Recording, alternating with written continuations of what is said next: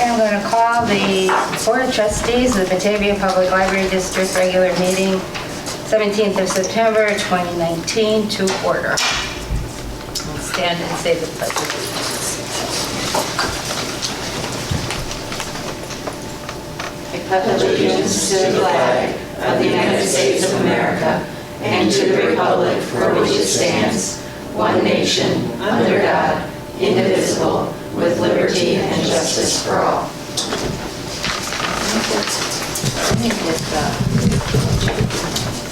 Daniel, will you call the roll? Yes. Blodgett? Here. Collada? Here. Garrett? Here. Larson? Here. McKenzie? Russo? Here. Smith? Here. Thank you, Danny. Item 4, comments from the audience. We have a meeting of August 20th. The expenditure report from August 2019. The site drainage consulting service proposal that came from the facilities committee. The Petamat entrance floor mat purchase that also came from the facilities committee. And that is it. So anybody want to take anything off the consent agenda? Okay, then I will need a motion to approve. I'll second. Okay, thank you. And we need a roll call vote on that. Blodgett? Aye. Collada? Aye. Garrett? Aye. Larson? Aye. McKenzie? Russo? Aye. Smith? Aye. All right, item 6, approve the agenda. I need a motion to approve tonight. I'll second. Okay, all in favor? Aye. Item 7, financial reports. Just very briefly, questioning, nothing dramatic, and it's in for review, so I should get first draft. I think it's end of next week for next year. No real changes that I can see so far, so I think we'll be at the October meeting with the audit as well. Okay, good. Thank you, Joe. And in your packet is just the investment report because there's so little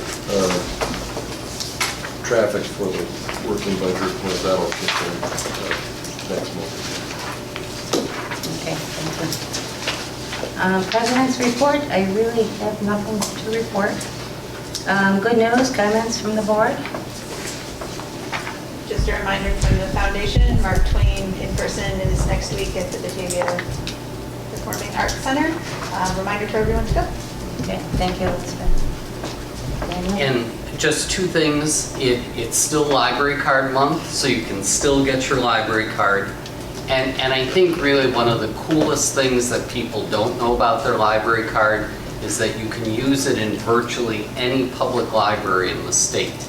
So if you're visiting students down at Southern, you can check out the public library there, as long as you have your Batavia card with you. And then the other thing, which also was mentioned last month, but in this month's Batavia magazine, George has a nice column about keeping the promise about the referendum last year. It's a nice short article, but it's really very clear about what we're doing with those funds. So it's definitely worth reading. Most definitely. Good to put it out there to the community. Yes, thank you, Daniel. Correspondence and communications? We don't have any. We have nothing. So the directors and librarians reports. Okay.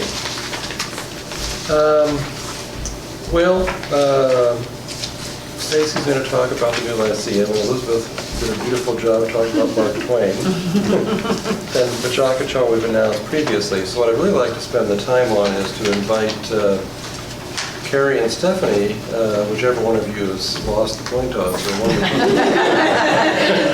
you, to give a report on RFID because the new security gates and the new self-checks were installed and turned on today. Awesome. Awesome. And we have been standing out, helping patrons check out, and the response is wonderful. People are so excited to use them. The checkout is so quick. It's been very enthusiastically received. So I would like to invite any board members that would like a demonstration after the meeting I'd be happy to show you because I'm like pouncing on people as they walk toward the checkout desk saying, please try the self-checks. And of course the kids are so attracted to them because the shelf kind of glows, and it's been, so thank you, because people are really excited about using it. And no more unlocking those cases, right? No, we still have to unlock the cases, but they're not sucking into that machine. You put them in a little Okay. slot, Okay. and they unlock, and you Okay. just pull them right out. So it's a big improvement. And you can check out, we're telling people about 5 at a time. So you put you can put 5 items on there, check them out for the next 5 months. So come see it after the board meeting. They pop up on the screen. And we're saying 5 at a time because it's easy to check then that they all got checked out correctly. So come see afterwards all the good things you've done for us. It was fun coming to the library today too, and then having to go this way, like through the. People like seeing the behind the scenes because we had to close the door between the lobby and the library while they were putting the new gates in. So Kathy made a yellow road, and the kids were like following the yellow road. And that was as much fun as It was fun. Yes, we brought them in the door right there, and they went around the L and into the. They had to go through circulation. So they had to see. Many patrons were commenting in positive ways about, seeing parts of the library that they're, not allowed yet. Yeah. So, Well, and it was a fun day. then when you walked out, you were right by the beautiful art wall with the photographs. It's a beautiful display this year of raptors, It's awesome. and hawks and eagles. It's really It's beautiful. Outstanding. So yes, and kudos to Kathy, who was in the lobby Yep. practically every minute of the day, directing people down because the sign was there, but folks in a hurry sort of walk past signs. So she was there to say, just go down this hallway, follow the yellow arrows. So does anybody have any questions that I can? No, I just want to thank Carrie and Stephanie and everyone else who was involved in that really big conversion project, because I know it was a lot of hard work and a long time working, so thank you Just to see very how the much, patrons both are of so you. excited about it. Yeah. You kind of forget some of the other stuff. Yeah, right. It was fun. Okay, thank you, Carrie. Thank you. So we have Joanne. Okay. Joanne? Well, actually, the first thing on my list is to thank Carrie and Stephanie for all their work in making our new self-checks a reality. Carrie trained our YS staff on how to use the machines, and as of 4 o'clock today, they were up and running, and within minutes, with the nice bright lights and screens as the intention getter, there was a mom and her young son ready to check out, and went very well, and they really had a good time. And it was perfect timing because this morning the old DVD locker conked out. So couldn't have happened, been more better timed than that. So worked out really well. And they do look great. And that lighted desk, especially where the self-check is in YS, kind of in that little cubbyhole, really lights up. And so there is not going to be a kid that can walk past that. That is going to be for sure. So that was great. Hopping on Daniel's library card reminder. So I mentioned in my report that we had done about 60 library cards at schools. Well, with the schools that we went to at the beginning of the month, the total for all of those school visits for new cards, renewals, and replacements was about 80 cards for those school events. So that was really great. And thanks to circulation staff who came along. Amanda went on all but one of the visits, and then various circulation members, and Stephanie and I went to one, and that was a great help with having Circ staff there. So thank you to them, and I'm sure we're going to do that again next year because that worked out really well. And their staff really work great because I would not know how to do a library card. Staff Development Day also was a huge success in the end of August, and on behalf of the library staff, I just wanted to thank the board for that opportunity to be able to gather together as a staff. I know we're closing the library for a day and a day of service to our patrons, but really that day of sharing information and team building is really important for the staff, and we really had a lot of great information shared that day. I personally find it a very energizing day, and we had a lot of great feedback from staff. And you'll see we got other staff more involved in some of the planning process this year, and that really was well received, and they did a great job and thought very highly of it. And so we will definitely be doing that more often and looking for different ways to get them involved in some of that. And then the last thing I wanted to mention was Batavia Counts, 2020 census. So Batavia has been approved as a complete counts committee for the 2020 census in this Midwest region, which includes Illinois and Minnesota and Wisconsin and several other states. We've established the partnership. George approached Laura Newman at the city administrator. So we developed a partnership to develop a complete counts committee. And the core committee now also includes representatives from the Batavia School District and Park District, BATV, the Chamber of Commerce, Main Street, the League of Women Voters, the Interfaith Food Pantry. And we're also reaching out to some more people to become part of our core committee, and then we will be broadening that to more partners to get them involved in sharing the word about Census 2020. Anthony Isam from the city and I are co-chairs of this committee, and Michelle Domel and Pat Leonard from the library are also serving on this committee. So it's going to be a citywide committee, and we're working, you'll see a lot of things coming from us. But at our last meeting, I wanted to just share a couple of things. We've developed a purpose statement that is to encourage Batavians to have 100% participation in the 2020 census. We've developed some objectives to disseminate information to ensure that every citizen of Batavia is aware of the census, to ensure that every citizen of Batavia is educated and encouraged to participate in the census by a trusted voice, and to ensure that all Batavia citizens have the opportunity to complete the census.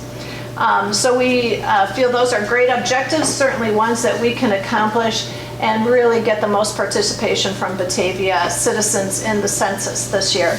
Our logo was designed by Hans Kaiser here at the library.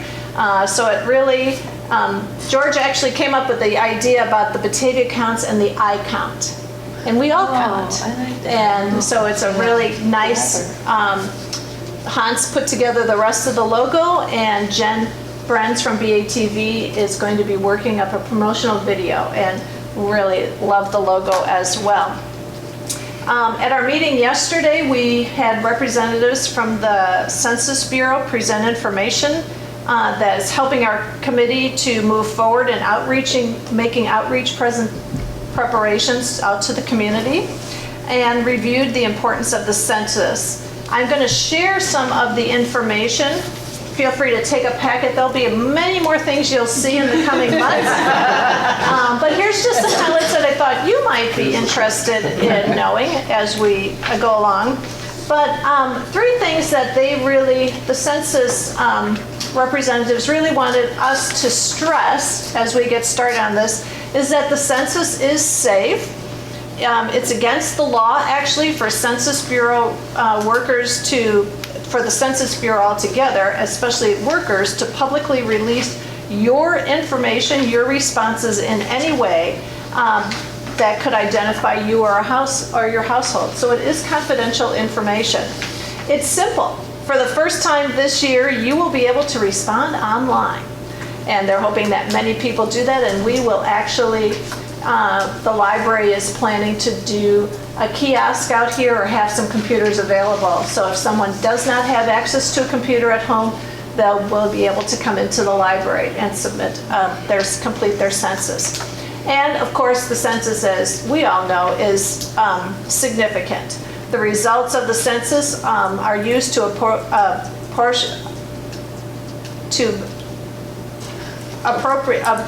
I cannot say this. Apportion the, Our House of Representatives, thank you. That word is just not coming across my lips tonight. And to determine the boundaries of the congressional and state legislative districts. And it also is designates the distribution over $675 billion in federal funds. And I was pretty astounded by that dollar amount, $675 billion in federal funds to states, counties, and communities are based on census data. So it is so important for everyone to complete the census. And I believe, George, correct me if I'm right, our per capita dollars are also based on the census. Yeah. Totally based on census data. So it's important, actually, very important for us as well. Currently, there are census workers out doing address verification. That's one of the early steps, just to make sure that there is still a house here or there's a new building here. So they're in the process of doing that. So, there could be somebody that you see out, but will always be identified as a census worker.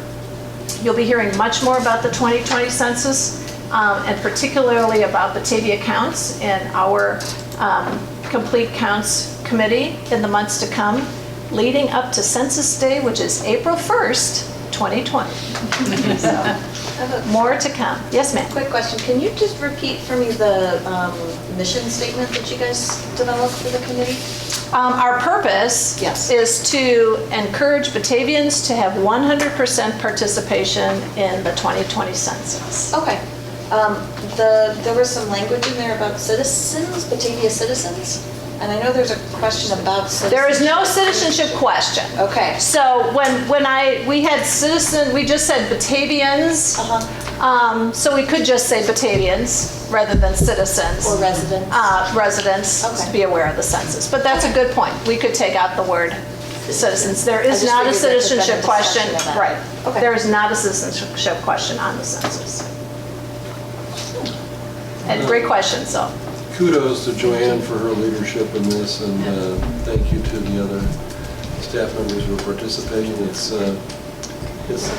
sounds like a big job. I think it's even bigger than it sounds when you boil it down. And so we're very Michelle's excited. got us on track with the timeline, and so she's really working us. Michelle's very good about it. Very good. And Pat is really pushing all the promotional people and getting things done, so it should be great. And But thanks for your input. Yeah. taking on leadership in that committee. You're welcome. It's incredibly important. Yeah. Thank you. Thank you, Joanne. Thanks. Stacy? Earlier, George mentioned the new Lyceum lecture series. Tomorrow night is our lecture, our next one. Erin Fogelman, who's actually a Batavia resident, an NIU history professor, and a couple years ago winner of a Guggenheim Fellowship, which is prestigious as all get out. One of only 3 American historians that year to be awarded, is going to be presenting Immigrant Voices. So we're very excited about that lecture tomorrow night, Wednesday, September 18th, 7 o'clock. There are still some seats available, so people can register by coming to the library, calling the library, or going to the library website. There's registration online. They could tell you tonight, couldn't they? They could tell you tonight. Yeah, anyone could tell me tonight. Anyone here present, tell me tonight. And then we also have our next lecture, November 6th, is called White Like Her, presented by Gail Lukasek, author of White Like Her, My Family's Story of Race and Racial Passing. So that's on Wednesday, November 6th, 7 o'clock. And registration for that will open later, soon, coming. A couple things I wanted to give a quick update on. The Facilities Committee has already heard about this, but wanted to give a quick alert to others, some things that we're working on. Adult Services and Youth Services are investigating some mobile makerspace concepts that we're hoping to bring to fruition sooner than later. And we're also looking to expand the library of things. At this point, we've got the cake pans. There has been so much press about the cake pans.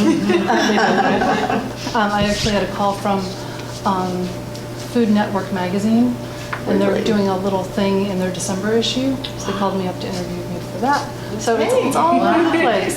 So anyway, building on the library of things, we're researching some other objects that we'd like to add to our circulating collection for patrons, including Wi-Fi hotspots, some different media players, different types of projectors, and some musical instruments such as ukuleles. So stay tuned for all of that. We're feverishly gathering information, putting together different pieces to see how they fit together. So we're working on that with a good deal of excitement. We look forward to sharing more as it comes together. Thank you.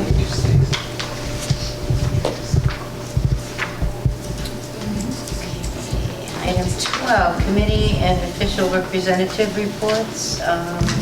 Facilities committee, Kate? We did have a meeting last month. Some of the stuff was on consent. We just heard Stacy talk about a little bit more of the library of things and the innovation space, which is very cool stuff. In order to support those initiatives, we have also been discussing ways to reimagine some of the workspaces within the library. We're going to be seeking some help in that process, so we're underway on that. We are also underway on investigating electric car chargers. I just got my finger, I'm sorry. We're reimagining the space. We're reimagining it. So right now, we're thinking about installing electric car chargers on that front corner of the parking lot, which would be super cool. But we're going to need some more information about installation costs and things like that before we decide. Electric car chargers. Yeah. So we've been in discussions with some people who are interested in supporting that. We'll see what other kind of support we might be able to find in the community and what the costs are going to look like before we go forward. But it's neat stuff. Yeah. On that note, I'll say that the city of Batavia was very open and shared all of their research and documentation on when they went through that process. So they're being very helpful. Where do they have space? They have it in the circle drive across from the front entrance at the end of the U. There's a U-shaped little parking area across from the main entrance at City Hall. Like where you pay the bill, your bill. Oh, okay. Yeah. I gotcha. So would that be, so I guess isn't that fairly close to us here? Would we really, is there a need for more spaces in downtown Batavia? Well, people that come to the library that have an electric car, they might not want to park down there and walk all the way up the hill, although that would be healthy for them. Their electric car. I defer to Kate. No, I'm just, I'm just curious how talked close, a lot how about that. proximity they need to be. I mean, the idea is that the better coverage you get, the more likely it is people buy electric cars. Right, And right. that, if you have one gas station in town versus 3 or 4, Right. you're getting more options Right. and more choices. The other problem, I think, is that the Batavia one is fairly costly to charge up at. And we're not looking to make a profit. That was my next They question. had lowered their price. Okay. They found they were priced too high. So I don't know what they're charging now per. So we would still charge though? We would charge something. Yeah, we haven't really Yeah. decided what that looks like yet. We're still not 100% sure we're going to move forward. Gotcha. Depending on No, what it's the costs look interesting. like, but. Not against it, just curious. It's Yeah, just it's good to interesting. have I think too, with respect to, the number in an area, the gentleman that Kate brought to speak to the committee showed us apps that people have on their phone. So, I mean, you may not be a library patron, you may be just traveling through Batavia, and that would show up on your map and Yeah, be a it's just place where another you point can- of interest. Right. Yeah. Think of visit. it like gas stations. Yeah. How many gas stations are in Batavia? So.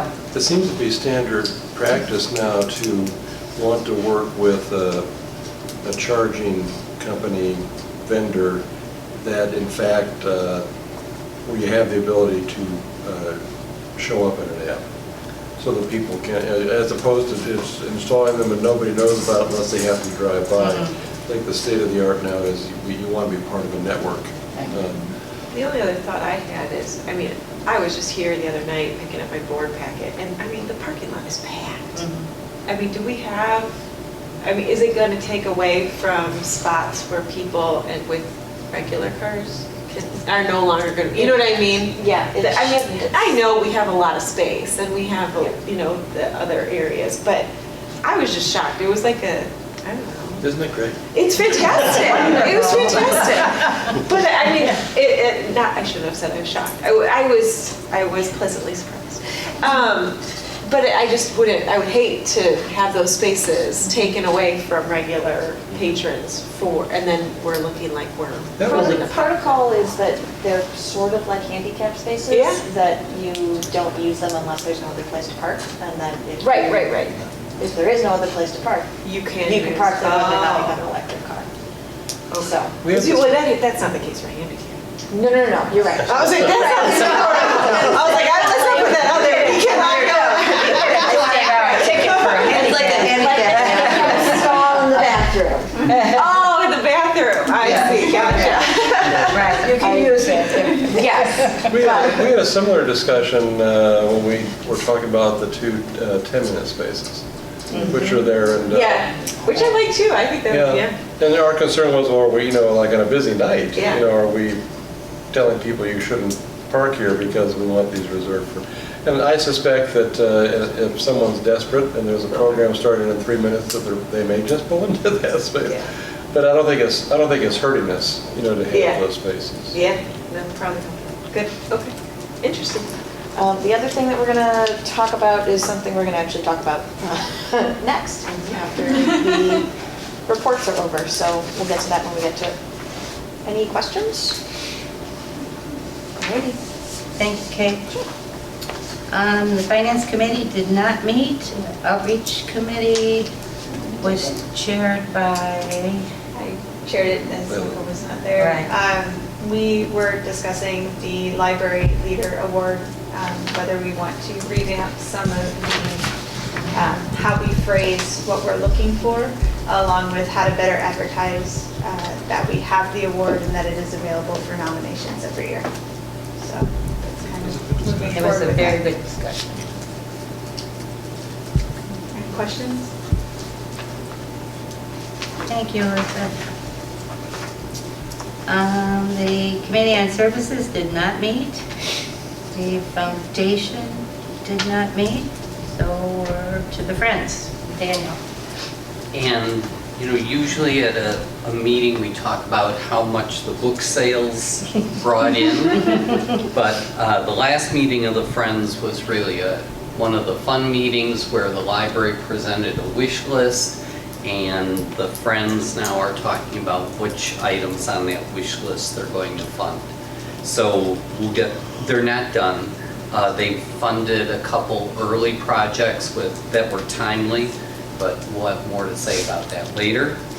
And then the other thing with the Friends is that Halloween is coming up along with All Hallows Read, and the inventor of it is here, or the person who brought it to the Friends. So Elizabeth, would you talk about that? Sure. All Hallows Read was a holiday started by author Neil Gaiman, where he suggested that rather than giving out candy for Halloween, you give a kid a scary book, or any book.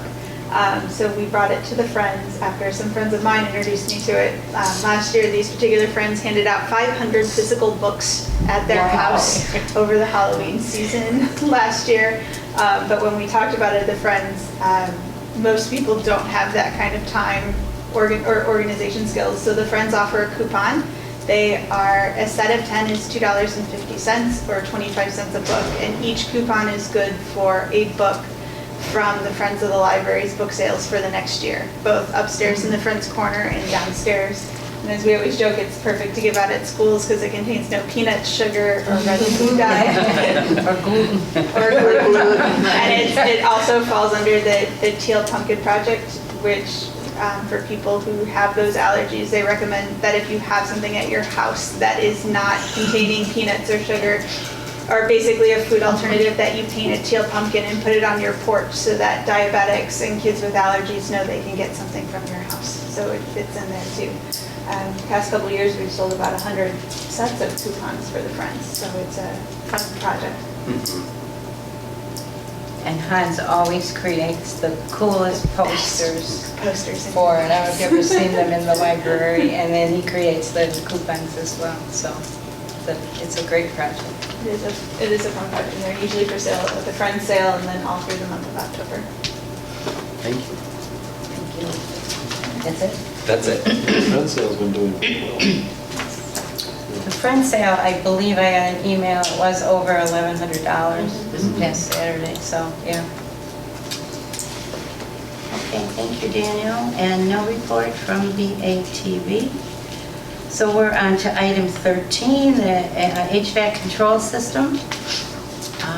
That was discussed at the Facilities Committee as well, and we decided to put it on the agenda. Well, the committee decided that this is something we probably should be proceeding forward with, but because of the cost of it, we wanted to make sure we all had a chance to look at it thoroughly and discuss it together if necessary. And Kathy's here in case you have any particular questions that I'm not able to answer about any of this.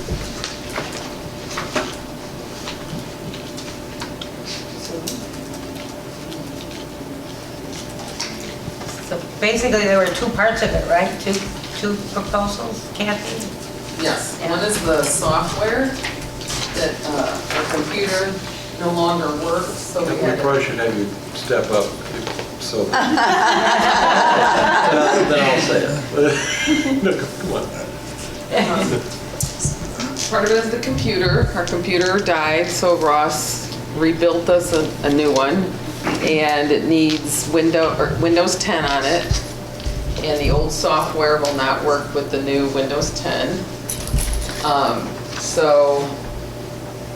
And we're behind, I think it was 8 or 12 updates that we missed. It was 8. It's been 2011 or 2012 since the last time our software was updated for the HVAC system. And then the other amount, the smaller amount, is for some work that we need done on some of the VAV valves that are not working. So it is definitely I have no way of changing anybody's temperature right now.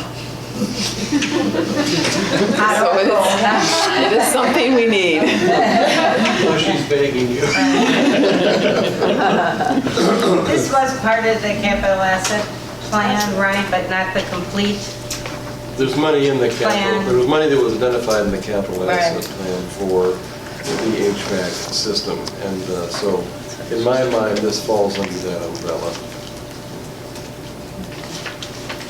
There's actually money budgeted to completely upgrade the whole system, which is not necessary now. So this is a tiny fraction of what the total money. Rise to the total budgeted, but it is a component of. So if we spend this now, we won't theoretically have to spend it again later. And we're going to Did we do, go out for bid, or how did we get these proposals? Yeah, we had a couple of different proposals, as I recall. well, as I pointed out in my report, there's only two companies in the Chicagoland area that are certified to work on the type of system we have, which is made by Allerton with one L, and so we're quite limited. So what we have done is we have an ongoing preventive maintenance agreement with Control Engineering Corporation, and we basically, in this case, negotiated the price of this as part of our existing agreement. So they will continue to service. They will continue. We have we're probably in the middle maybe of our current 3-year contract with them.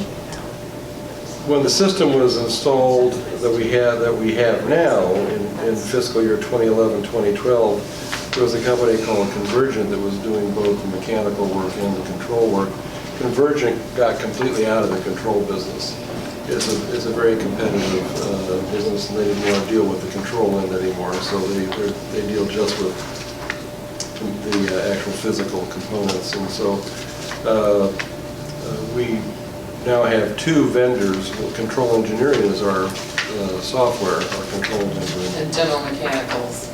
It does the actual physical work on the ducts and boilers and other equipment. So I feel that the prices are very competitive.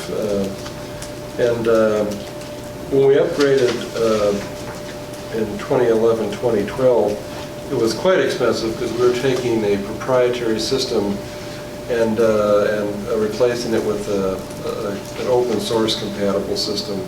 As you can see in my report, we spent nearly $20,000 doing that, and that was a major piece of work for us. So in a way, I'm not quite sure why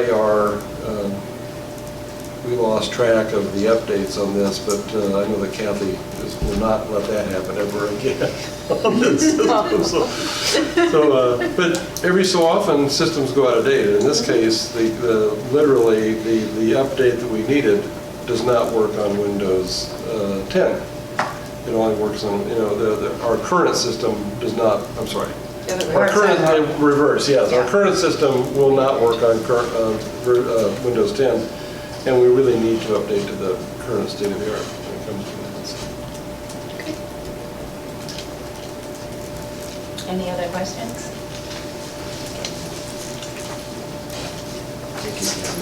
Can I make a motion to?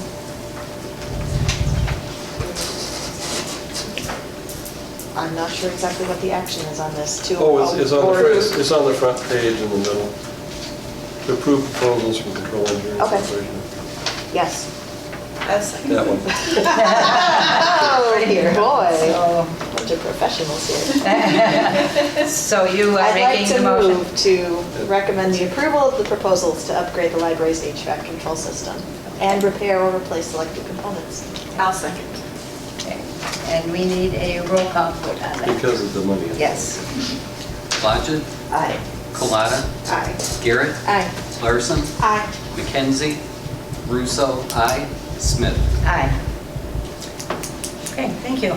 Item 14, future agenda items. George always provides us with a report, but is there anything you want to point out? No, well, October, we start the beginning stages of the annual levy process, when we will deal with the building and equipment levy and also the determining the amount of money estimated to be necessary to be raised by the tax levy. So so that becomes a busier time. We will typically have a finance committee if the committee is available in October. So we're just getting, that's the time, we're getting that time of year, October, November, we set the annual levy. I try to make this a rolling calendar throughout the year, so it's got a lot of information in here that is seasonally helpful, I hope. And if you have ways I can improve it, I'd be happy. It's helpful as a committee member to kind of know what's coming up or what's to be expected, so. But maybe we can do it online. That would be good. Item 15, next meeting and events, just listing things coming up.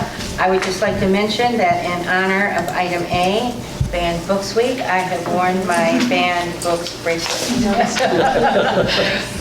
So I had to figure out a way to get that in there. So that's it. So wow, I think this is a record. I think it's time for a motion to adjourn. I so moved. I'll second. All in favor? Aye. Aye. Okay. But now we get to go see the Yeah, checkout. Good checkout.